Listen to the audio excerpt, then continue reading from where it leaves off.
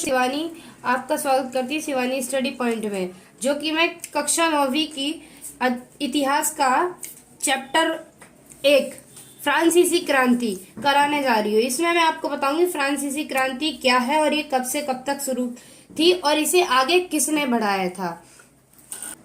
फ्रांसीसी क्रांति 1789 से 1799 तक चली। फ्रांस के इतिहास की राजनीतिक और सामाजिक उथल पुथल एवं आमूल परिवर्तन मतलब अनमोल या फिर कीमती परिवर्तन की अवधि थी, जो 1789 से 1799 तक चली। बाद में इस क्रांति को नेपोलियन बोनापार्ट ने फ्रांसीसी साम्राज्य के विस्तार द्वारा कुछ अंश तक इस क्रांति को आगे बढ़ाया था। फ्रांसीसी क्रांति क्या है? फ्रांसीसी क्रांति एक विश्वव्यापी चरित्र को लिए हुई थी। क्रांतिकारियों ने मनुष्य तथा सामाजिक अधिकारों की घोषणा की, जिसके तहत कहा गया था कि जन्म से समान पैदा होने के कारण सभी मनुष्य को समान अधिकार मिलना चाहिए और यह सभी देशों के लिए, सभी मनुष्यों के लिए, सभी समय के लिए और उदाहरण स्वरूप सारी दुनिया के लिए लागू हुआ। फ्रांसीसी क्रांति का क्या कारण था? फ्रांसीसी क्रांति का कारण पूछा है। फ्रांसीसी क्रांति का कारण था सामाजिक असमानता। फ्रांस की क्रांति का एक महत्वपूर्ण कारण सामाजिक असमानता थी। मैडेलिन के अनुसार 1789 ईस्वी की क्रांति का विद्रोह तानाशाही से अधिक समानता के प्रति थी। फ्रांस की क्रांति के समय फ्रांस में समाज में अत्यधिक असमानता व्याप्त थी। समाज दो वर्गों में विभाजित था। विशेषाधिकार वाले वर्ग में कुलीन लोग और पादरी वर्ग थे। विशेषाधिकार मतलब जिन्हें एक खास अधिकार मिला हो, उन अधिकार वालों को जो वर्ग के लोग थे वो दो वर्ग में थे, कुलीन वर्ग और पादरी वर्ग थे। तृतीय स्टेट, पहले हम तृतीय स्टेट के बारे में पता कर लेते क्या है ये। तृतीय स्टेट में कुछ लोग धनी होते हैं और तो कुछ लोग निर्धन मतलब गरीब होते हैं। इसमें कुछ मतलब दो तरह के लोग होते हैं। एक तो मतलब अमीर होते हैं मतलब थोड़े पैसे वाले, और एक तो तृतीय स्टेट में होते हैं गरीब लोग, जो सबसे गरीब होते हैं, मतलब दूसरों से कर्ज लेके अपना काम करते हैं, या अपनी खेती बाड़ी या अपनी रोजाना की जिंदगी में जो भी जरूरत की चीजें होती हैं वो दूसरों से कर्ज ले लेकर या फिर किसी से उधार ले लेकर काम करते हैं। प्रथम स्टेट जो हमारे कौन होते हैं? पादरी वर्ग होते हैं प्रथम स्टेट में। द्वितीय स्टेट में कुलीन वर्ग और तृतीय स्टेट में हमारे तीन तरह के लोग आते हैं। बड़े व्यवसायी मतलब व्यापारी, अदालती कर्मचारी में हमारे हो गए पुलिस और जज आदि। किसान और कारीगर। छोटे किसान, भूमिहीन मजदूर और नौकर। छोटे किसान जो दूसरे जमींदारों की जमीन लेकर उस पे फसल उगाते हैं, और भूमिहीन मजदूर जो मतलब कि दूसरों एक जगह से दूसरी जगह जाके रहते हैं और कुछ समय के लिए, और नौकर होते हैं जो कि किसी और के पास जाकर काम करके अपनी रोज की दिनचर्या वो चलाते हैं। 18वीं शताब्दी के दौरान फ्रांसीसी समाज 3 वर्गों में विभाजित था। मैंने बताया था आपको, प्रथम, द्वितीय, तृतीय। प्रथम स्टेट जिसमें चर्च के पादरी आते थे, द्वितीय स्टेट जिसमें फ्रांसीसी समाज का कुलीन वर्ग आता था, तथा तृतीय स्टेट जिसमें बड़े व्यवसायी, व्यापारी, अदालती कर्मचारी, वकील, किसान, कारीगर, भूमिहीन मजदूर आदि आते थे। लगभग 60% जमीन पर कुलीनों, चर्च और तीसरे स्टेट के अमीरों का अधिकार था।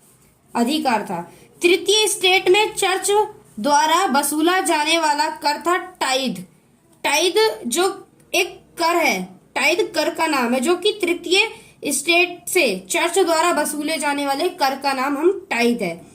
तृतीय स्टेट से सरकार द्वारा वसूले जाने वाला टैक्स था, जो कि टाइल के नाम से जाना जाता था। जो तीसरे वर्ग के लोग होते थे, सरकार के द्वारा उनसे कर वसूला जाता था, जिसे हम टाइल कहते हैं। प्रथम दो स्टेट पादरी वर्ग और कुलीन वर्ग के लोगों को जन्म से कुछ विशेष अधिकार प्राप्त थे, जैसे राज्य को दिए जाने वाले कर मतलब टैक्स से छूट। राज्य के सभी टैक्स केवल तृतीय स्टेट द्वारा वहन किए जाते थे। वहन मतलब दिए जाते थे, उन तीसरे स्टेट वालों को ही टैक्स दिए जाते थे। 1774 में लुई 16वां फ्रांस की राजगद्दी पर आसीन हुआ। वह फ्रांस के पूर्व राजवंश का था। बीच में थोड़ी मिस्टेक हो गई। वह फ्रांस के पूर्व राजवंश का था। उनका विवाह ऑस्ट्रेलिया की राजकुमारी मेरी एंटोइनेट से हुआ था। राज्यारोहण के समय उनका राजकोष खाली था, जिनके निम्नलिखित कारण थे: लंबे युद्धों के कारण वित्तीय संसाधनों का नष्ट होना, पूर्ववर्ती राजाओं की शान शौकत में फिजूल खर्ची, अमेरिकी स्वतंत्रता संघर्ष में ब्रिटेन के खिलाफ अमेरिका की सहायता करना, जनसंख्या का बढ़ना और जीविका संकट। मध्य वर्ग, जिनमें वकील, शिक्षक, लेखक, विचारक आदि आते थे, ये ने जन्म आधारित विशेषाधिकार पर प्रश्न उठाने शुरू कर दिए। बढ़ते कर्ज का दबाव में लुई गंटप ने 5 मई 1789 को स्टेट जनरल की बैठक बुलाई ताकि नए करों की मंजूरी ली जा सके। स्टेट जनरल में मतदान स्टेट के आधार पर होता था, न कि व्यक्ति के आधार पर, लेकिन इस बार तीसरे स्टेट के लोग व्यक्ति आधारित मतदान की मांग करने लगे। लुई गंटप ने उनकी मांग खारिज कर दी, जिसके विरोध में तीसरे स्टेट के लोगों ने बैठक कर सभा से बाहर चले गए। 20 जून 1789 को वे लोग बरसाए के एक टेनिस कोर्ट में एकत्रित हुए और अपने आप को नेशनल असेंबली घोषित कर दिया। इधर पूरे फ्रांस में महंगाई और अफवाहों का बाजार गर्म था और जगह जगह हिंसक प्रदर्शन होने लगे। 14 जुलाई 1789 को क्रूर भीड़ ने वास्तुतिल के किले को तोड़ दिया और राजनीतिक कैदियों को रिहा करवा लिया। वास्तुशील का किला सम्राट की निरंकुश शक्तियों का प्रतीक था। अपनी विद्रोही प्रजा की शक्तियों का अनुमान करके लुई 16वां ने नेशनल असेंबली को मान्यता दे दी और अपनी सत्ता पर संविधान पर अंकुश स्वीकार कर लिया। 4 अगस्त 1789 की रात को असेंबली ने करों, वर्तव्यों और बंधनों वाली समन्ती व्यवस्था के उन्मूलन का आदेश पारित कर दिया। 1791 में फ्रांस में असंवैधानिक राजतंत्र की नींव पड़ी। संविधान पुरुष एवं नागरिक अधिकार घोषणा पत्र के साथ शुरू हुआ था। नए संविधान के अनुसार सक्रिय नागरिक मतदान का अधिकार केवल सक्रिय नागरिक को मिला, जो पुरुष थे, जिनकी उम्र 25 वर्ष से अधिक थी, जो कम से कम 3 दिन की मजदूरी के बराबर कर चुकाते थे। महिलाओं एवं अन्य पुरुषों को निष्क्रिय नागरिक कहा जाता था। राजा की शक्तियों का विधायिका, कार्यपालिका, न्यायपालिका में विभाजित एवं हस्तांतरित कर दिया। 10 अगस्त 1792 को जैकोबिन क्लब के सदस्यों ने रोबिस्पियन के नेतृत्व में नई शासन व्यवस्था के खिलाफ विद्रोह कर दिया। 21 सितंबर 1792 को फ्रांस को गणतंत्र घोषित कर दिया गया और नवनिर्वाचित असेंबली को कन्वेंशन नाम दिया। 21 जनवरी 1793 को लुई गट्टप को फ्रांस के खिलाफ साजिश रचने के आरोप में फांसी दे दी गई। 1793 से 1794 के दौरान रोबिस्पियर ने क्रूरतापूर्वक राज्य किया। इसी तरह काल के आतंक का हाल भी कहते हैं। जून 1792 में रोबिस्पियर को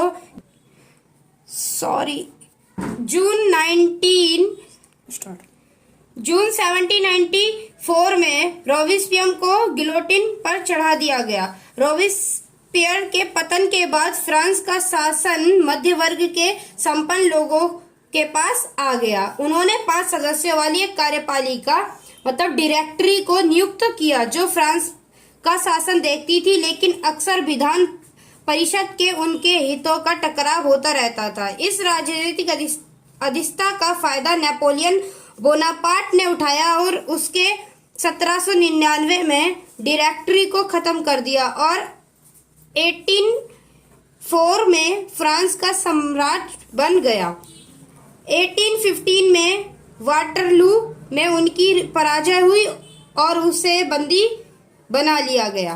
फ्रांसीसी क्रांति के मूल तत्व स्वतंत्रता, समानता और बंधुत्व से पूरे विश्व पर प्रभाव डाला। हमने पढ़ा था फ्रांसीसी क्रांति के क्या कारण थे। तो फ्रांसीसी क्रांति का मूल तत्व जो मतलब कारण होता है वो स्वतंत्रता, समानता और बंधुत्व, मतलब कि हर एक इंसान को समानता का अधिकार प्राप्त होना चाहिए और पूरे विश्व में प्रभाव डाला।